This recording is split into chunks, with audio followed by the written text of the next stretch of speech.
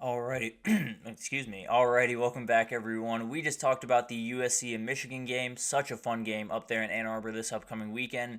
I am gonna lean towards the Trojans, 28-24, but it's one of those games, man. I genuinely think Michigan has a little bit more left in the tank than some people are giving them credit for. But let's get into the ACC matchups that I wanted to break down for you all. Georgia Tech is heading up to Louisville. NC State is heading to Clemson, South Carolina. Two games that maybe early on in the season were very much typed up and have lost just a little bit of steam, but both are still huge games, and I think are going to have plenty to say about what the ACC is in this upcoming year. But let's start with Georgia Tech heading over to Louisville to play the Cardinals, and this is a very interesting matchup. I absolutely love Georgia Tech going to Louisville to play this one because I think Louisville's the better team. I really do. I think coming into the season I thought that, and I still have no reason to believe anything different. I also think I know more about Georgia Tech. I know exactly who they are at this point in the season. I know how they're going to go about business, and I do think they're the team that I probably have a better idea of who they are offensively and defensively at this point. Doesn't mean necessarily that they're better. It just means that maybe they have a better idea of who they are right this second than Louisville does. And then the other thing is, I think this could be a kickstart for both of these teams. If Georgia Tech wins this one, they're at 2-1 or 2-1 in conference play with wins over Florida State and Louisville. Did lose that Syracuse game, which we'll talk about here in a second. But it's on the other side. Louisville, if they win it, they're very much looking at the ACC title as a real possibility once again this year. So I think it's two teams that Georgia Tech has already played a ton of ACC teams, and if they can come out of this one with a winning record, they have every ability to make some noise. And then Louisville, obviously, if you can win this one and start the ACC play 1-0, you're going to be off to a very good start and possibly be one of those teams in Charlotte at the end of the year. But a couple of players to watch.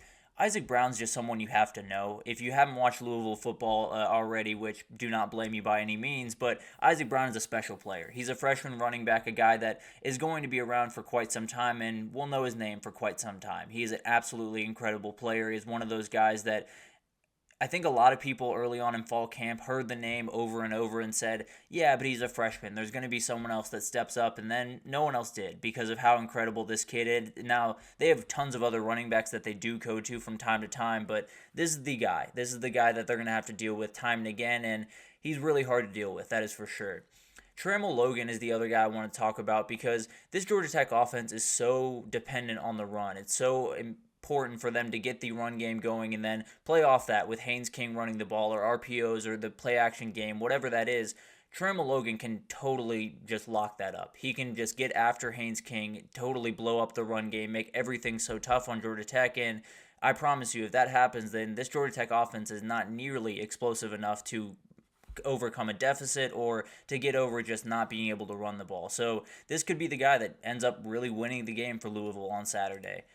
Avery Boyd on the Georgia Tech side is a guy I think you should watch, and he's someone that I've kind of kept my eye on the last little bit because Brett Seether went out early in the season, their starting tight end, and this became a really important player. And I think it's one of those things that Georgia Tech does so many great things with their wide receivers, with their running backs, and now they have another counterpunch. I think there's another guy that you're going to have to worry about, and it's number 9. I think he's really, really incredible and one of those guys that just needs that big-time moment to make some big-time plays, and I think it could be this weekend.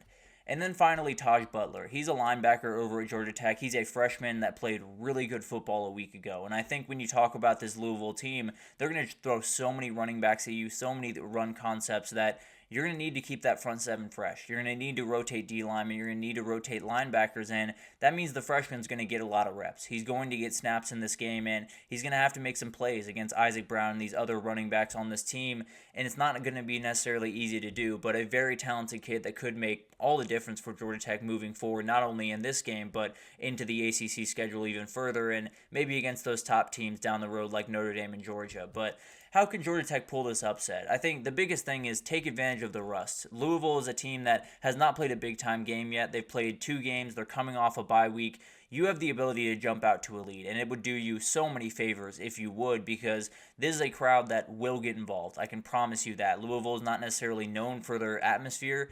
I promise you they will get involved in a hurry if you give them a reason to. And then the other part of this is we saw what happened against Syracuse. Georgia Tech cannot play from behind. That is not the way that they go about business. They're going to have to be able to run the ball. They're going to have to be able to slow you down. And if they can't do that because they're down 17 points, you're going to have a real problem. So Georgia Tech very much needs to take advantage of the rust, very much needs to get out to an early lead, and then you definitely have a real shot in this game. If you get out to a 14-0 deficit, you're going to be in really tough waters and definitely have a tough time coming back from that one. And then just feed Malik Rutherford and Eric Singleton. These are the two guys that could start for Louisville tomorrow. They are so special on the outside. They are guys that, frankly, I would be a little bit surprised if there weren't a couple of teams calling for them this past offseason, but that's beside the point. I think these are guys that make life so tough for defenses. Malik Rutherford is so good at turning really, screens that were behind the line of scrimmage by 3 yards into 20-yard gains. Eric Singleton over the middle of the field is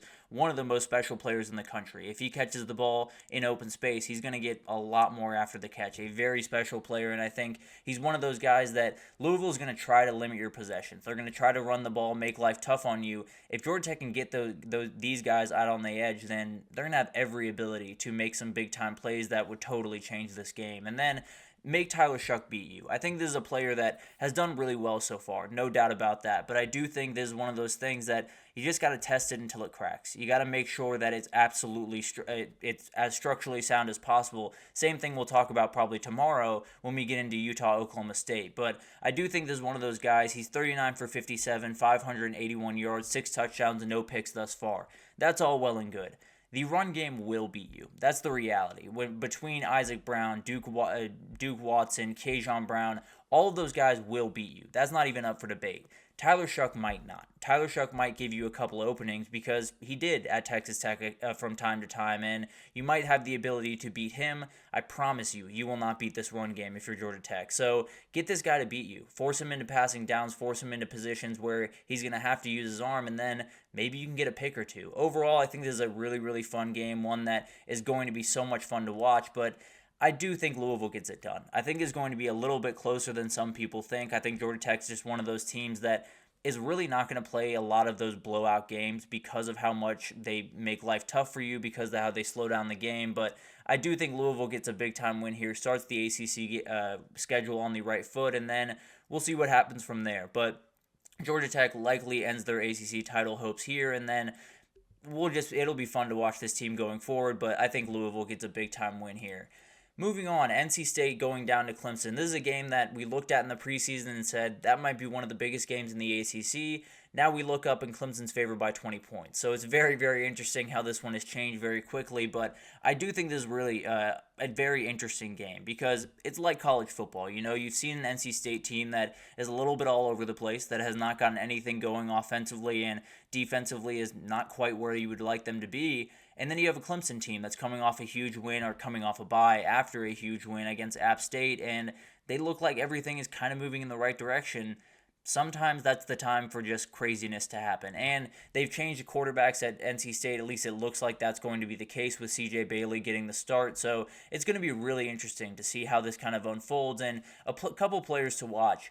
They have to get Noah Rogers involved. If Noah Rogers is not someone that NC State can rely on throughout the season, this offense is going to look a lot like it did in the first 3 weeks throughout this entire season. They're not going to be able to get a passing game going downfield. The run game is going to suffer because of that, and Kevin Concepcion is going to be the only person that scares a defense. That's the reality of their team right now, and you got to get a guy like this involved if you're going to change that. And then you have someone like Jihad Carter. You brought him over from Ohio State to play this role. You had him, he's got to be huge for this team. He's playing that nickelback role, and when you look at what Clemson likes to do offensively, Jake Burningstool is going to cause you problems. He's going to be in your face. He's going to be over the middle of the field. Jihad Carter is going to get a lot of those assignments. He's going to be the guy that's going to have to track him down the field and make some big time plays, especially in the pass game, but also in the run game against Phil Maffa and these running backs. So it's going to be incredible to watch this guy work. Hasn't quite hit the ceiling that I think he's capable of, but definitely this would be the game to do it. And then you got TJ Moore on the other side. I think Clemson did a really good job of getting these freshmen involved in that App State game, and it obviously made quite the difference, scoring 66 points on offense, but you got to continue to spread the ball out. You got to continue to get the ball to Bryant Wesco and TJ Moore and Antonio Williams, and just kind of spread the ball out as much as you possibly can, because the reality is I don't think you have a wide receiver one. I think you have a number of really good wide receivers there. I don't know if you have a guy that can totally carry the weight. So spread the ball out. Get it to all of these different guys and make sure that maybe no one goes over 100 yards, but maybe there are 4 guys that have over 50, and you have a really prolific passing game, but it's just going to a ton of different guys. And then you have Kobe McLeod on the other side. I think this is a guy that NC State is going to have to get a run game going in this game if they're going to get anything. If they're going to get CJ Bailey, if they're going to get Jordan Waters going in this game, they're going to have to be able to run through the middle, and Kobe McLeod is going to be the one waiting for them in the hole. He's going to be the one that's going to have to make a lot of these big-time tackles, especially with Barrett Carter kind of playing a hybrid edge/linebacker position. He's going to be the guy holding it down in the middle of the field, and it's going to be huge to see what he can do against these running backs for NC State because they haven't necessarily hit their ceiling yet. Doesn't mean Jordan Waters isn't capable of really special stuff. And then you got, what can NC State do to pull off this upset? First of all, be dynamic in the run game. Utilize multiple runners throughout this thing, and CJ Bailey already helps us. He already makes this just a little bit easier for you, but also get Jordan Waters going in some way possible. I don't know what that way is. Maybe more outside zone, maybe more power schemes. I don't know what that looks like. You got to make sure that guy's running downhill. You got to make sure that guy's involved. And then use Concepcion on end arounds.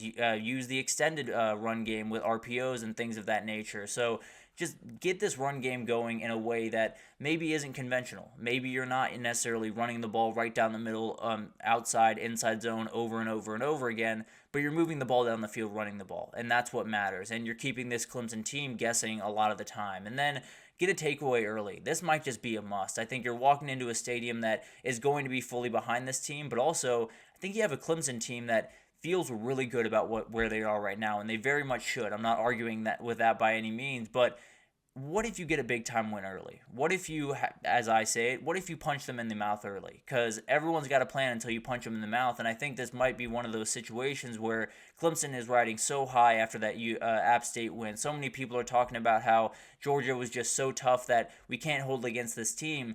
Maybe it's one of those things that if you put them back, if you get a pick early on, if you kind of put them back just a little bit early on, they kind of cower and they get a little bit confused and they get a little bit worried, and this offense looks kind of clunky and kind of like it did against Georgia. And then spread the ball around. This goes with utilizing multiple runners, obviously, but in the pass game, they've had 3 passing touchdowns this year so far.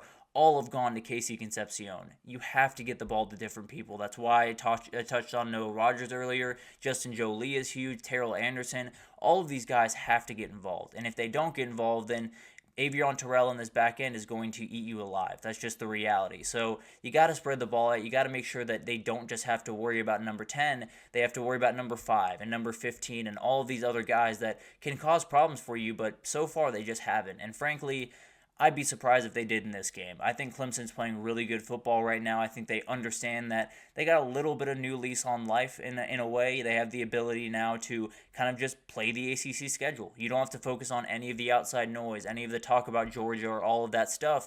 You just get to play the games in front of you and get closer and closer to that ACC title, and I think it starts on Saturday. I think they take NC State to the woodshed. I think NC State, their season looks pretty much dead after Saturday, if I had to imagine, and Clemson's got a lot of momentum going forward after this game. But I think 2 really fun games. I think 2 games that likely have lost a little bit of juice over the last couple of weeks with Georgia Tech and NC State going down, but I do think these are 2 games that are going to matter in the ACC race. I think these are 2 games that NC State and Georgia Tech could cause problems for the other 2 teams and maybe turn the entire conference on its head. So definitely wanted to break those down for you guys, but let's take our second break here, and when we come back, we're going to do a little bit of an upset watch. I believe we have 6 games here that I want to touch on really quickly just to talk about maybe this is where we see the upset this upcoming week, because we've seen plenty of them through the first 2 weeks and haven't quite been able to get a beat on them, but maybe this is the week. So we'll break it down right after this, so stick with us.